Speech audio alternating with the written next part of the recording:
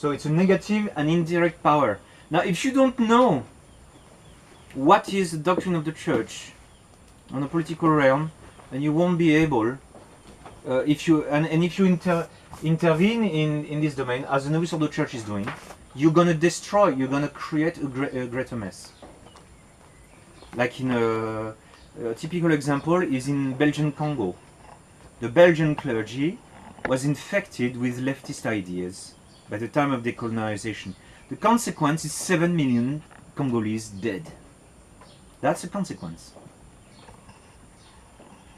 Because they preach revolution and everything, they destabilize this country.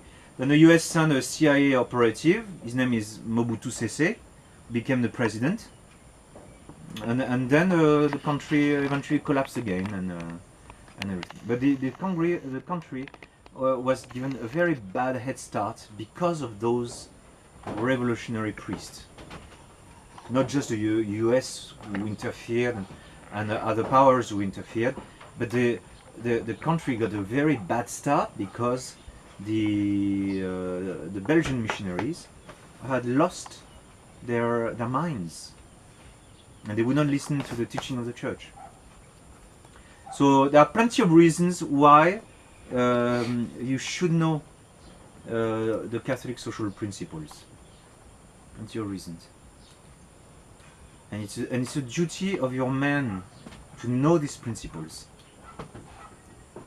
That's why it's a blessing that we have conferences for men in France. I wish they would do the same in America, a yearly conference for men, because that's their duty. Women are not invited, because precisely we want them to understand that they must send their men to do their work, while they do their work, their necessary work on their side as well.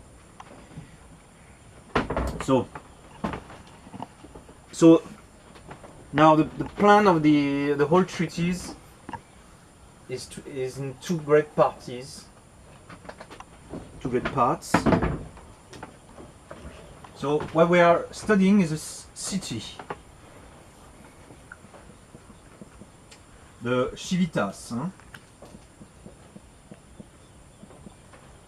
So the politeia in Greek, it's what is the political order? What is this union of men?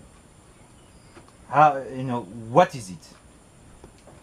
So when you have something in your hands, you ask, what is it? This is a marker. So you are asking for its causes, the four causes. So who made this marker? Some Japanese. And what is a material cause? Some good-smelling chemicals. Then the formal cause is that the shape, the engineering that comes into it. And then the final cause, that's something to mark nicely on a whiteboard. So you're going to study first the cause. The cause of the city. And the cause is fourfold. So, which are the four causes? Material. Yes. Material, formal, efficient, and final.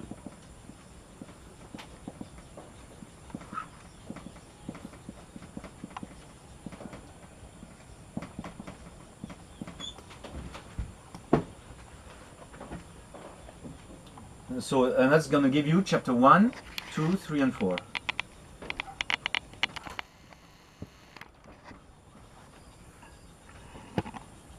So the material, we see several sizes and types of society, maybe in a different size, what you immediately see. You can say the sizes, basic types. Then the formal is a big chapter. It's the political form. They always take a political form. political shape. What shapes them? And then the efficient cause is authority.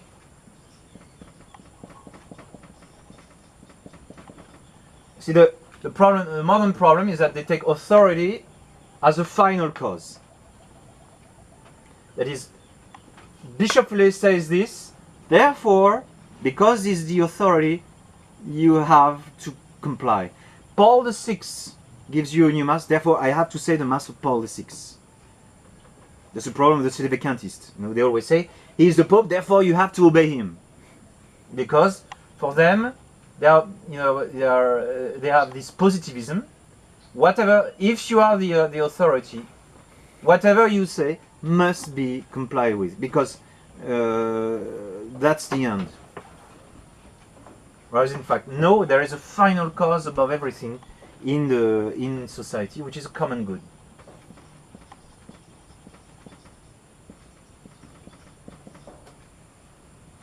Authority is for the common good. Common good is not authority. The common good of the Marian Corps is the Catholic priesthood. That's what we read every year. We're going to read this at table every year. Now, the common good of the Marian Corps is the priesthood of our Lord Jesus Christ. Now, if the superior of the Marian Corps says the new Mass is legitimately promulgated, this goes against the priesthood. Therefore, it goes against the common good. Therefore, even if you are in authority and you are putting this in the Coronum 104, you are publishing it and you are endorsing the principle officially. It's not just a loose remark, you know, after lots of wine in the afternoon. You know, if you put it as an official new doctrine, you are going against the common good of the institution for which it was built. Because the Society of Archbishop Lefebvre was built for the priesthood. Now, if you go against the common good of that organization, then the organization dies. And that's it's a shorter chapter, but it's one of the most vital chapters. And it's going to be paired with the next chapter, which is a relation of the civitas with the highest good. What is the highest good? God. God, the sovereign good. And so once we know what's the cause of a society, we need to know what are its acts, what it does. So it's the marker writes on the world. But what is it going to write? That's what's most important. And so the cause, it has its acts. So this, there's always two orders in the order of being. There is the order of esse, and there is the order of the agere. So what's, you remember the Latin axiom? Agere and esse. Agere sequitur esse. Agere sequitur esse. So, which means action follows the form. yes. So the action follows the form. So that's why you first follow the esse. The actions follow the esse. First, you look at the nature of the esse. Once you know the esse, you're gonna know better how it works. But you need to know first the shape of it. Then you will look into the different acts that it is doing. You have to enter into those details, because those are specific acts that need to be known. Like, what is a just wage? The giving of a just wage is an act of the community of men. Or death penalty, or how do you run prisons, secret services, how what should be done with the church goods, and what's the nomination of bishops. what's the role of governments in the nomination of bishops, things like that. You have to go into the act. There are several acts that need to be dealt with.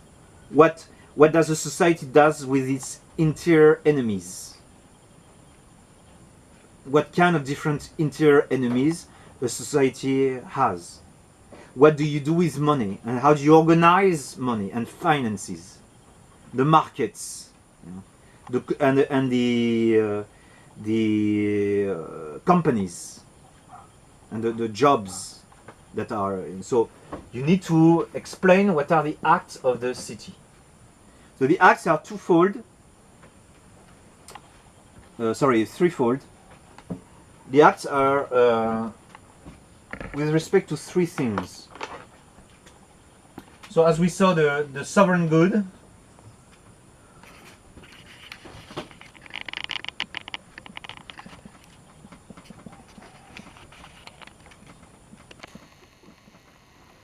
so it's the relations with the church.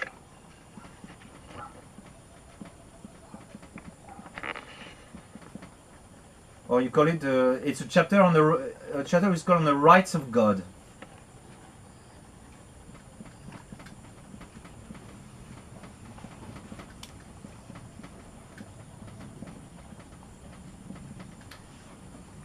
One of the problems of the rights of man, aside from the fact that they say that popular will is a rule of good and evil, the other problem of the rights of man is that they have thrown out the rights of God.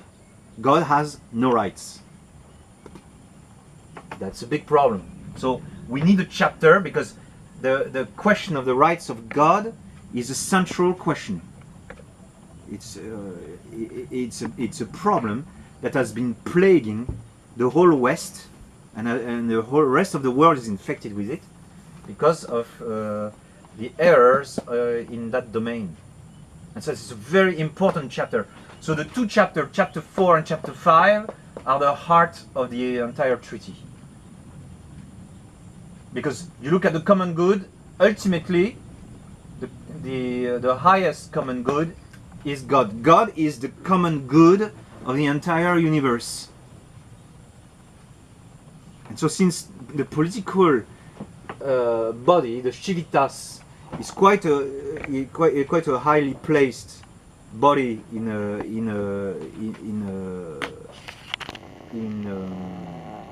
the order of things, there's got to be something that is said on the common good of the universe and its relation with this entity. Then society is facing two things, two other big things that it deals with. It's its enemies.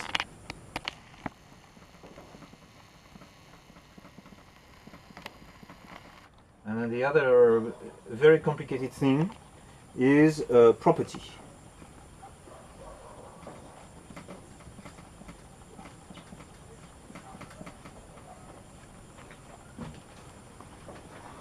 And the enemies are twofold. Exterior. So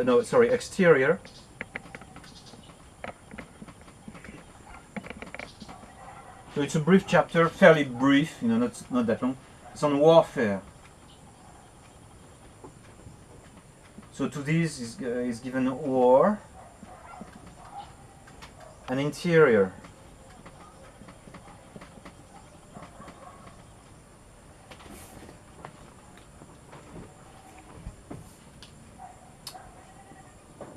So and that's an important chapter, chapter 7, because today revolution acts has come through first interior enmity. Revolution was imposed on some country by the force of arm of another country, like France spread the French Revolution by the force of arm. But the French Revolution spread essentially through an interior infiltration, and it's called subversion. So it's in this chapter that we study the march of revolution, the way revolution enters a political body and infects it and takes over it. Then on property, that's a least perfect part of my my book, because it's not my speciality as such. I'm not an economist, but I'm trying to listen to those who can enlighten me. So in property, we got two things: exchanges, commutation, and this is done through two means. One is the capital or money, and that's chapter 8.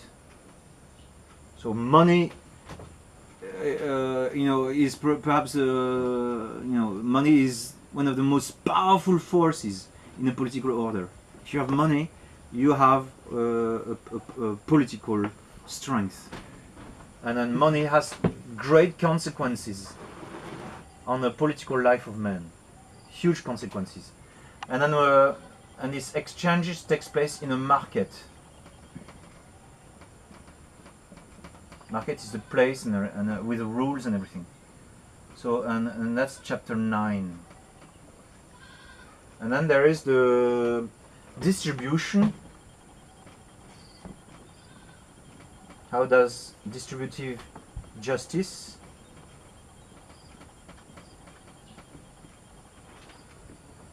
and that's called a social question.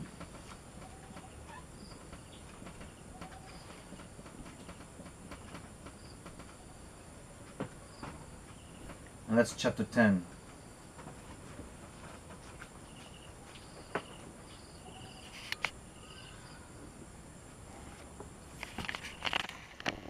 And that's these three last chapters. They deal with this part of justice which is called commutative justice.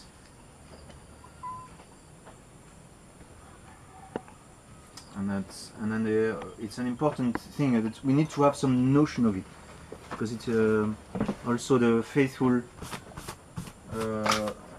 will ask for us some advice, but it's not as important as the rest. The heart of the matter is there, and then if you don't get your principle there, if you have liberal principles there, you'll be a liberal priest, and then this liberalism will spill over into your priesthood and infect it. That's what we see. We've been seeing that over and again. Those were good priests, they're pious priests, but once if they get any poison in those levels, then they become liberal priests, and it's a disaster for the church. And then one of the emblems of this order is the Mont Saint-Michel. It's a bit idealistic, yes, even this picture is a bit ideal, but it represents the three orders, how it's built. The three orders. The highest goal of the city is contemplation, is our journey towards heaven. That's the goal. But it needs, it needs walls, it needs knights. You need to have people to protect the contemplative men and allow them to exercise their function of teaching over the population, over the rest of the city. So for them to be able to fulfill their office, there's got to be some knights, there's got to be some walls, right? But neither the knights nor the monks are going to live unless the lay arm is allowed and does its function also properly, which is to provide the means of subsistence for the rest. Those are the three last chapters there. So it's always three stories. It's the city of God is a three-story rocket, basically, and the goal of this rocket is the sky, is to take off. But we need to have our feet on the ground. We can't have you can't have your head in the sky if you don't have your feet on the ground. If your feet are off the ground, if you're on the boggy ground, you're gonna sink. That's why that city is built on a rock. All around it, you got moving sands and tides. And the rock of that city ultimately is Christ. So behind these principles, you always have our Lord Jesus Christ, who is the creator also of the natural order. But by His grace and by the teaching of the Catholic Church, the principles of a human community are made firm. They are firm. That's why for instance, the popes warned and they saw in advance the coming of the French Revolution. They warned Freemasonry just a few years after Freemasonry was created. They issued encyclicals, repeated encyclicals, warning against Freemasonry. Some kings did not listen, like Louis XV. He did not listen, and he says, "After me the flood," and then France was flooded with the French Revolution. Other kings listened to him, and they were able to ignore and fight Freemasonry for some time, like the Austrian Empire. The Austrian Empire, and that's why the Masons devised one world war to take down the Austrian Empire, because the Austrian Empire listened to the teaching of the popes and applied it. Garcia Moreno listened carefully to the teachings of the popes and applied it as a head of state. And then they had to shoot him down because they were wasting his time with him. They were wasting their time, so they had to take him down because Garcia Moreno knew exactly what he had to do as a head of state. And because we don't know what we have to do, then again, over and again, we are being goofed up. Now, like Vatican II, why do people accept Vatican II? Because Vatican II is simply built on principles that are the norm today. And so, since people are not questioning the principle of liberal modern democracy, well, it's normal that they should accept the principles of Vatican II as legitimate principles. The principles that are in Lumen Gentium are modern democratic principles. They are very snidely put into the text, alright? But people are not going to see the poison because they agree with those principles already. And so they won't see the poison.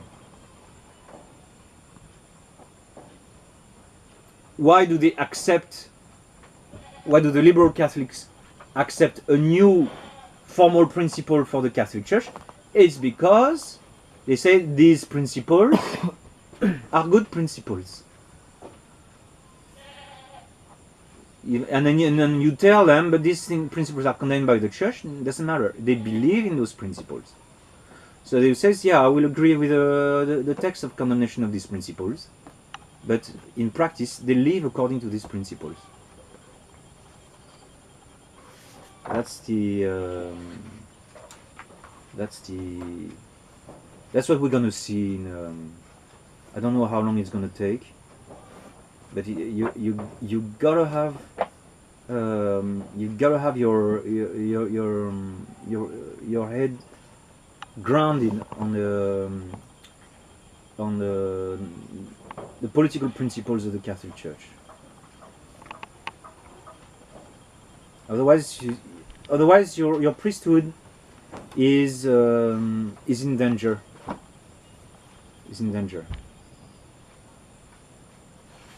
And then you gotta meditate on this phrase of Daniel.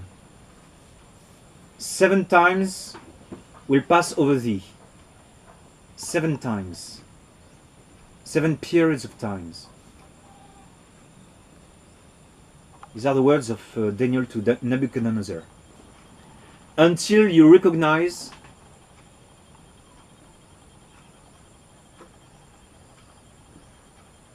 seven times will pass over thee, until you recognize that the Most High, seven times will pass over thee, until you recognize that the Most High dominates the kingdom of man. So the Most High dominates the Civitas.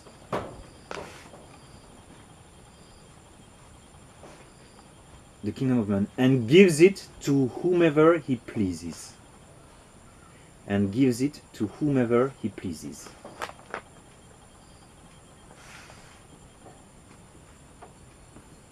So like today the wicked man dominate the kingdom of man.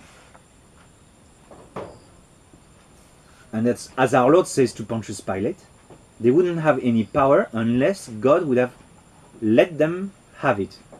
God allowed them. This is exactly like in the book of Job. God tells the devil, go ahead, take it, it's yours. I'm giving it to you. This is your time. It's a mysterious thing. You know, why did God take this decision to allow these wicked men to have it? Now we cannot overthrow them as of now, but at least what's necessary is that we recognize it is them who have it. God gave it to them, and they have it. That's already a good start. It was by a divine permission they were allowed to have this kingdom of man. There is a